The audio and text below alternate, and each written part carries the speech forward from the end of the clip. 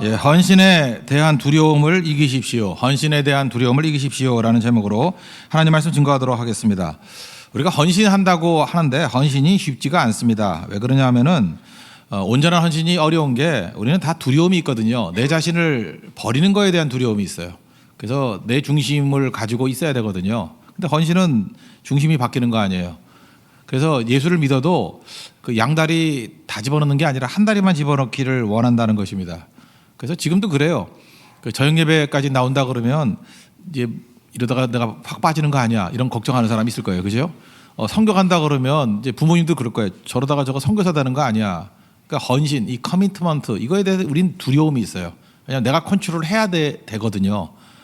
그래서 누구나 다 그래요. 헌신에 대한 두려움은 누구나 다 있기 때문에 그렇습니다. 이거 왜 그러냐? 이게 자아거든요. 이게 사실은 죄성일 수 있다고 생각을 합니다. 에스겔서 47장에 보면은 성전 그 문지방에서 흘러나오는 물이 있죠. 발목까지 오고 무릎까지 오고 허리까지 오고 물이 헤엄칠 정도의 물이 됐다 이렇게 얘기를 하는데 이게 성령을 상징하는 거 아닙니까? 성령에 사로잡히면 사로잡힐수록 나타나는 현상이 뭐예요? 내가 나를 통제할 수 없다라는 거예요. 물이 흘러가면 물에 흘려 휩쓸리잖아요. 아마도 무릎 정도 오면은 저항할 수 있을 거예요. 물살이 세지만 않으면. 근데 허리쯤 오면은 물살이 세면 넘어지죠. 근데 물이 헤엄할 정도의 물이 돼버리면 물 흐르는 대로 가버리잖아요. 그게 헌신이에요. 사실 성령 안에서 헌신하자고 하는 얘기하고 똑같다고 생각을 합니다. 저는 헌신 그러면 이런 생각이 들어요. 이솝우화인데 이솝우화도 아닌 것 같아요. 이솝우화 책에 있는 얘기인데 이솝이 쓴 것 같지는 않아요. 옛날 맞나 모르겠어요. 그게 이제 암탉하고 돼지하고 동업을 했대요. 동업을 했는데 음식점을 동업을 했대요. 그래서 이름을 지었는데 너무 현대적이야. 햄앤에그, 햄과 계란. 그래서 곰곰이 하다가 돼지가 나 못해 그랬다는 거예요. 재료를 자기가 공급해야 되잖아요. 햄을 만들려고 그러면 자기 살점을 떼야 되잖아. 몰라요? 햄. 근데 닭은 계란만 주면 되잖아요. 그러니까 한쪽은 어떻게 보면 involvement, 그러니까 일부 관여하는 거죠. 일부. 계란은 내 몸이 아니잖아요. 이렇게 관여하는 거고. 그렇지만 한쪽은 이게 커미트먼트잖아요. 자기 몸을 죽여야 되는 거 아니에요. 그런 의미에서 우리가 하나님 앞에 헌신한다 그러면 돼지예요. 그죠? I'm your ham. 그게 돼야 된다고. 하나님 내 몸을 바쳐서 햄 만들어서 드리길 원합니다. 그게 헌신이지 계란 정도 아니에요. 나와가지고 계란 돈 같은 거일 수 있죠. 이거 드리고 이 정도로 끝나는 게 아니라고. 그러니까 완전한 헌신이 되는 거, 그죠? I'm your egg가 아니라 I'm your ham이 되는 게 헌신이다. 좀 이해가 되시나요? 저는 그렇게 생각을 합니다.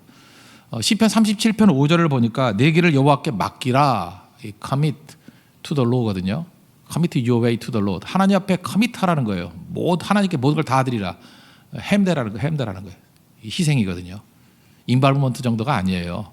그러면 하나님 그를 의지하면 또 의지하래요. 의지하래요. Trust in Him. 그러면 하나님께서 He will do this. 이 모든 것을 이루어 주실 것이다.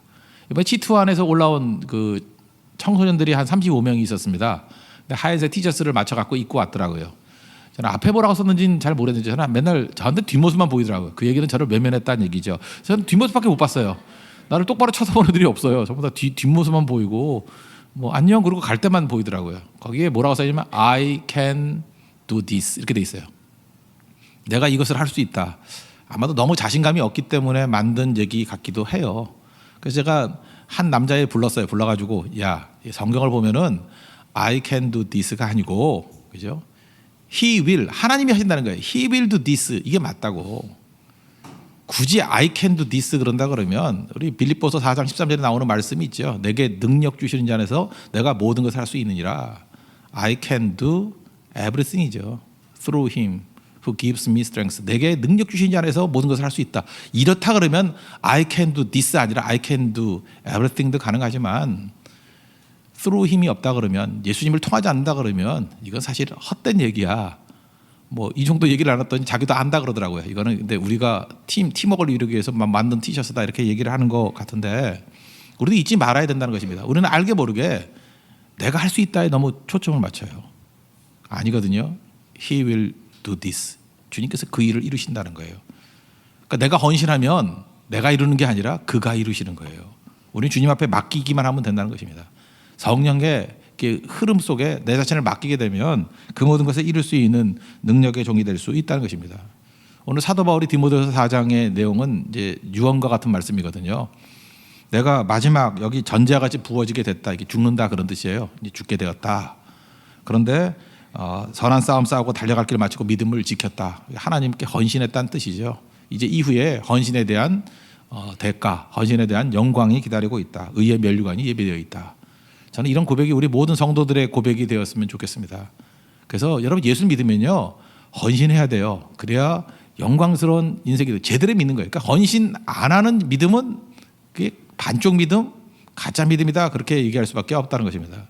그래서 우리 어린이들도 오늘 다 참석을 했는데 우리 교회 어린이들은 뭐 나가면 다 상을 다 휩쓸어 와요. 그래서 참 미안하거든요. 그래서 우리 유초등부 이름을 그냥 빗자루로 바꿔야겠어요. 다 쓸어 담는 것 같아요, 그죠?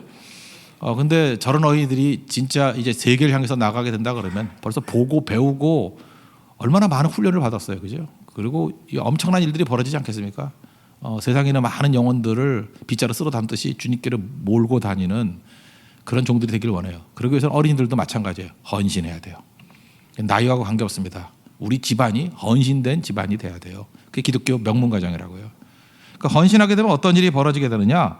뭐 좋은 건 다 오거든요. 그래서 헌신의 유익에 대해서 오늘 좀 살폈으면 좋겠는데 첫째 헌신은 가치가 올라간다는 것입니다. 누구나 헌신하면 가치가 올라가요. 내 자신의 가치가 올라가고 상대의 가치가 올라가게 돼 있어요. 우리에게 이렇게 주어진 것들이 있죠. 우리 인간은 제한적인 존재이기 때문에 뭐든지 제한적입니다. 무한대로 있는 거 아니에요. 시간이 제한적이고 물질이 제한적이고 에너지가 제한적이고 그러니까 무한대로 있다고 그러면 뭐 헌신이라고 말은 못하죠. 그러니까 제한적이기 때문에 이걸 어디다가 몰빵해야 되는 거예요. 올인해야 되는 거예요. 다 쏟아부어야 되는 거라고요. 그러니까 시간을 중요한 데 쏟아부어야 되고 돈을 중요한 데 쏟아부어야 되고 우리 에너지를 중요한 데 쏟아부어야 된다는 것입니다. 그래서 그 사람이 말하는 게 답이 아니에요. 제가 아침에도 얘기했죠. 제가 대학교 때 만났던 친구 자기는 순교가 목표래요. 순교자가 되는 거래요. 그 말이 굉장히 기죽었죠. 괜히 기죽었어요. 별것도 아닌 놈인데. 괜히 그랬어요. 괜히. 근데 알고 봤더니 헌신자가 아니에요. 말만 그러는 거예요. 학점 조금 깎는다 그랬더니 주일에도 예배도 안 드리고 돈 좀 손해본다 그랬더니 빌빌거리면서 끌려다니고 예수도 안 믿어요. 입 가지고 헌신하는 거 아니에요. 그 사람이 시간을 어디에 쓰느냐, 물질을 어디에 쓰느냐, 에너지를 어디에 쓰느냐에 따라서 다른 거예요.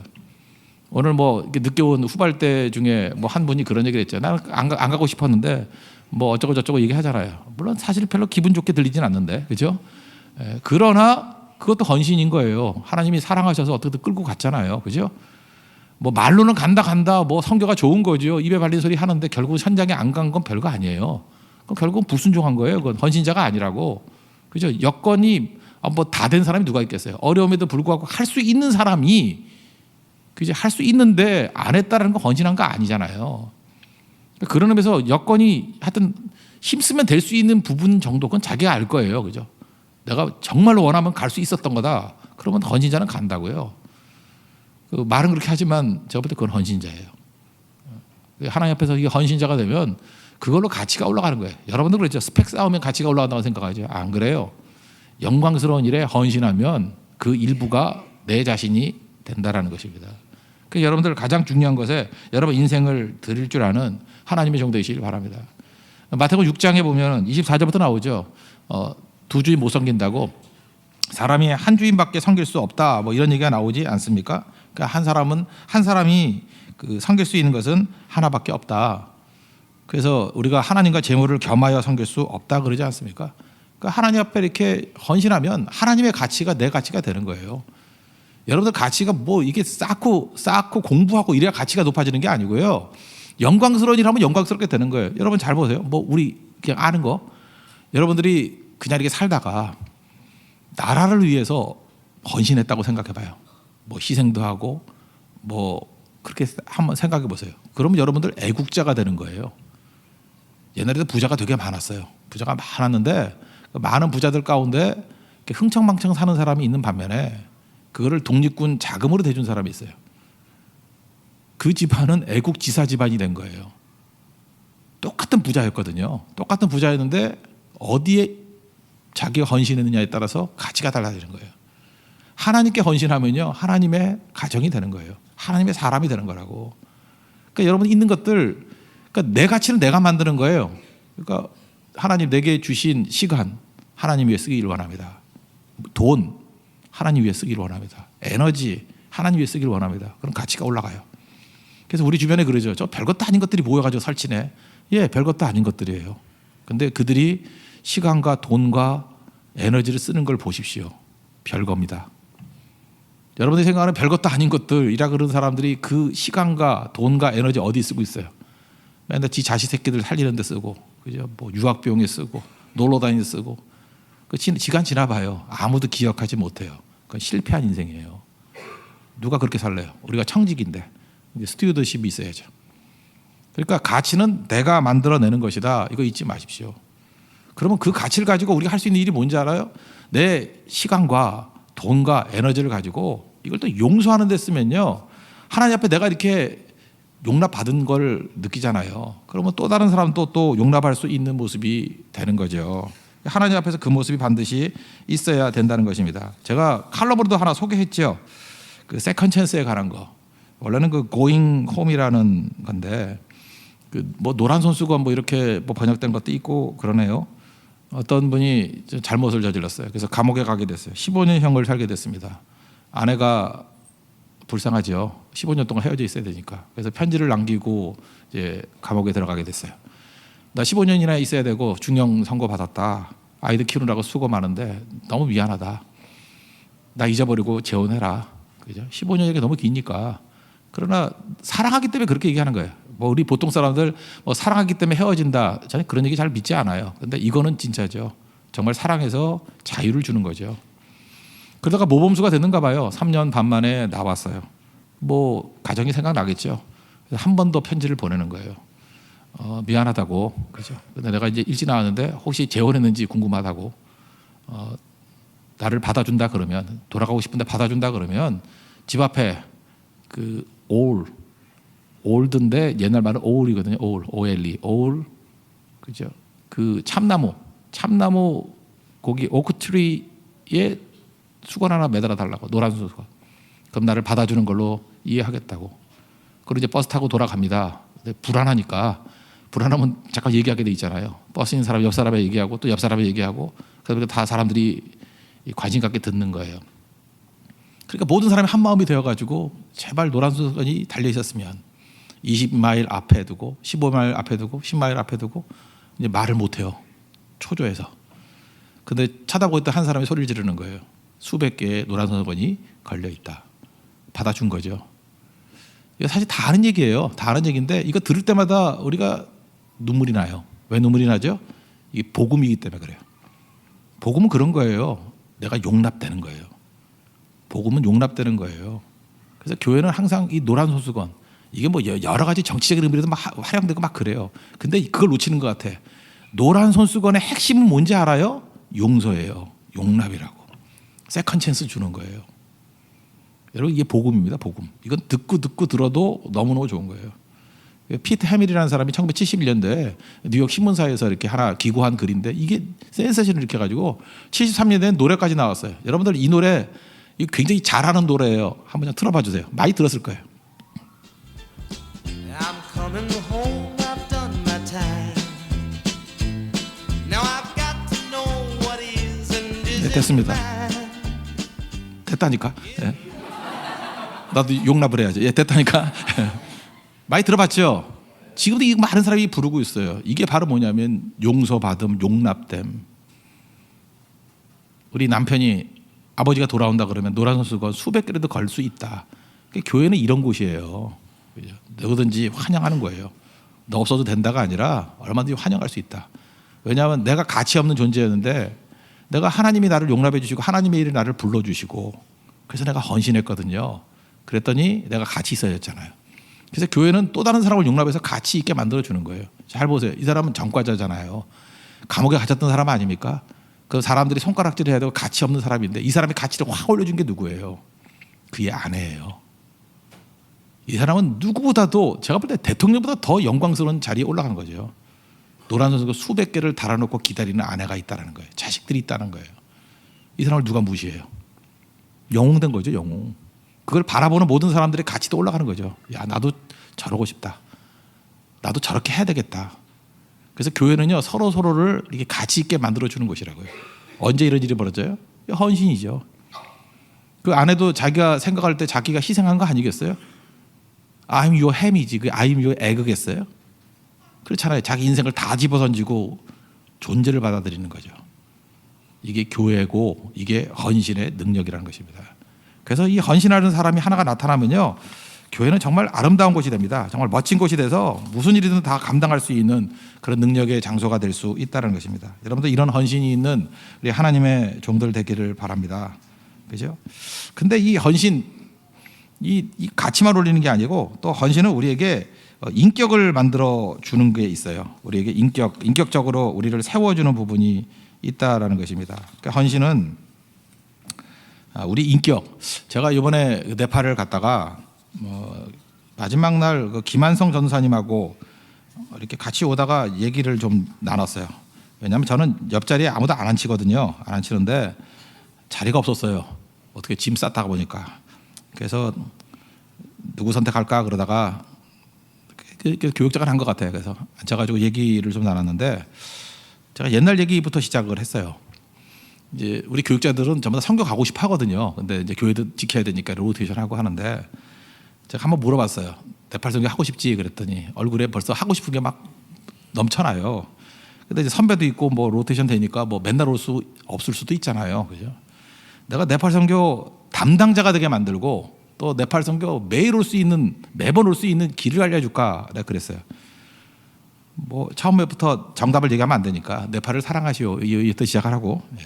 진짜 하고 싶은 얘기는 뭐였냐면 지금 당장 영어 공부 시작하고 네팔어를 배우라고. 네팔어를 배우라고. 그래서 남들 네팔어 사실 생각보다 그렇게 어렵지 않아요. 영어보다 훨씬 쉬워요. 한 6개월 정도 하면요, 이제 네팔어로 인사하기 시작하고 네팔어로 뭐 오영리 설명하기 시작하고 이러면은 다른 사람들이 다 깨갱하면서 다 물러나요. 가셔야 되겠네요. 가셔야 되겠네요. 나 지금 담당자가 돼야 되겠네요. 누가 나를 임명하는 거 아니에요. 내가 나 자신을 임명하는 거예요. 내가 거기에다 헌신할 마음이 있죠. 그죠? 그러면 헌신이라는 건 자기 인생을 집어던지는 거거든. 네팔을 담당하고 싶으면 네팔을 하면 되는 거예요. 제가 전도사 시절 때 이제 부목사 할 때도 이제 잠깐이었는데 그 선교위원장 장로님이 저를 되게 싫어했어. 왜 싫어했냐면 그 딸이, 장로님 딸이 좀 논팽이였어. 이게 뭐 이제 제대로 믿지도 않고 뭐 하여튼 빤질빤질한 애였어요. 근데 저는 또 이 정의의 전도사였거든요. 그걸 못 보는 거야, 그 꼴을. 니네 아버지가 장로면 다냐 이렇게 나갔다. 그러면 안 되는데. 내가 잘했다는 얘기가 아니에요. 그때는 저는 아주 인격 파탄자였거든요. 막 그랬기 때문에 뭐 다 투쟁형이었고 막 그랬어요. 그랬더니 이제 이분이 교수 출신인데 이게 꽁해가지고 제가 가는 길마다 막는 거야. 근데 너무 교회에서 중요한 역할을 하는 분이에요. 가는 길마다 막고, 그분은 자체는 훌륭한 분이에요. 막 성경 헌금도 말하고 하다 하나님에 대한 뜨거운 마음도 있고. 근데 그 두 가지 컬러가 다른 뜨거움이 붙인 거야, 나하고. 그분도 예수 잘 믿는 분이었는데 나쁘다는 게 아니에요. 저보다 오히려 훌륭한 분이 훌륭한 분이 많은 분이었는데 하여튼 이게 기질이 안 맞았어요. 그런데 제가 선교에 대한 열정이 너무너무 크니까요. 선교 그러면 벌떡벌떡 일어나고 막 이러니까 이분이 저를 안 보내려고 마음 먹다가 결국은 분위기상 안 보내면 역적이 되는 분위기가 돼버렸어. 그래서 가장 반대하는 분인데 추인을 하더라고요. 그때 제가 느꼈어요. 누가 나를 임명하는 게 아니고 헌신자는 누구도 막지 못해요. 헌신자는 누구도 막지 못한다고. 그래서 헌신하는 그 자체가 내 캐릭터가 되더라고. 내 인격이 돼버리더라고. 지금도 마찬가지예요. 여러분들 누가 나를 임명하고 누가 나를 보내준다. 그 웃기는 소리 하지 말아요. 누가 나를 보내줘요, 보내주기. 내가 나를 보내는 거예요. 내가 내 자신을 만드는 거라고. 그래서 헌신자만이 인격자가 됩니다. 인격자라는 게 뭐냐면 그 부분에 맞는 사람이 된다는 거예요. 여러분의 길은 자기 자신이 만드는 겁니다. 여러분이 헌신하면 그 길로 가는 거예요. 한번 게임에 헌신해 보세요. 게임 광이 될 거고, 운동에 헌신해 보세요. 운동 광이 될 거고. 여러분이 누구냐는 여러분이 헌신하는 게 자기 자신을 만든다는 것입니다. 그래서 헌신은 캐릭터예요. 그래서 여러분은 헌신자가 되어서 하나님 앞에 잘 쓰임 받는 종 되기를 바랍니다. 그죠? 이게 또 중요한 거예요. 그리고 헌신은 세 번째로 우리 운명을 바꿔요. 우리 운명을 바꾼다고. 그 온 천하를 얻고도 자기 목숨을 잃으면 무슨 유익이 있겠느냐 그러잖아요. 내 운명을 바꿔버린다고요. 그래서 나 자신의 운명이 하나님의 사랑으로 바꾸고 영광스러운 운명으로 바꿀 뿐만 아니라 주변에 있는 많은 사람들도 바꾸게 된다는 거예요. 제가 10편, 90편 얘기를 했죠. 인생이 뭐 70이고 뭐 강건해야 80이다. 시간으로 따지면 3만 시간이라고. 저는 한 9천 시간 정도 남았다고. 만약 80세까지 산다 그러면 여기 그거 못 남은 사람도 있다고요. 여기 연세 드신 분들 한번 날짜 계산해봐요. 며칠 안 남았어요. 성경 기회 몇 번 없어요. 근데 다음 기회에 그러죠. 다음 기회가 있을지 없을지 누가 알아 그걸. 그리고 건강해야 가는 거 아니에요. 그죠? 돈 있어야 가는 거 아니에요. 내가 아까 얘기했잖아요. 시간과 물질과 에너지가 있어야 가는 거 아니에요. 지금은 있거든요. 마음이 없지. 그래서 헌신은 못 하는 거라고.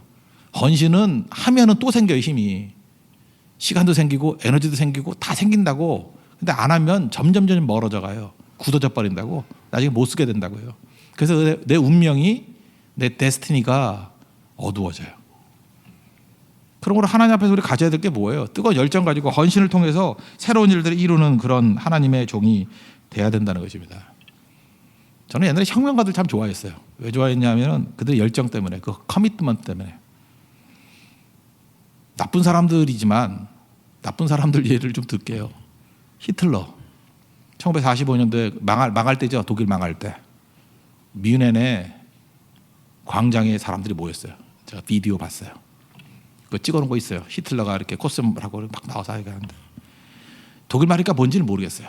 막 떠들어.